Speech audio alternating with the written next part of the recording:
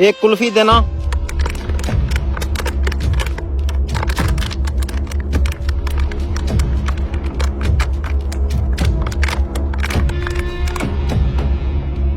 अरे जनाब, बिना टायर के आप बाइक चलाते कैसे हो? बिना टायर के?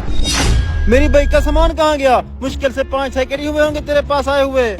शुक्र मनाते आधा सामान छोड़ दिया, वरना हम पूरी बाइक का सामान खोल के उठा लेते हैं। भाई मेरा मुंह उस तरफ था, लेकिन आप जो बाइक की तरफ देख रहे थे। क्या हुआ मेरी बाइक के साथ? भाई साहब गरीब आदमी हूँ, मेरी नजर मेरी कुल्फियों तक ही होती है। भाई फिर भी तेरे अड्डे के सामने मेरी बाइक का सामान खोला जा रहा है, तुझे कुछ तो पता होगा। कौन सा अड्डा? मैंने कोई रेडी लगा रखी है? मैं तो सारा दिन बाइक पर कुल्फियाँ बेचता हूँ। भाई एक कुल्फी देना।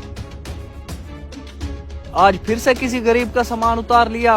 भाई किसी और का नहीं, मेरी बाइक का सामान उतारा। लगता है तुम्हें पता होगा, बताओ किसने उतारा? मुझे तो नहीं पता, लेकिन एक बंदा है जो पूरी बस्ती की खबर रखता है, उसके पास चलते हैं।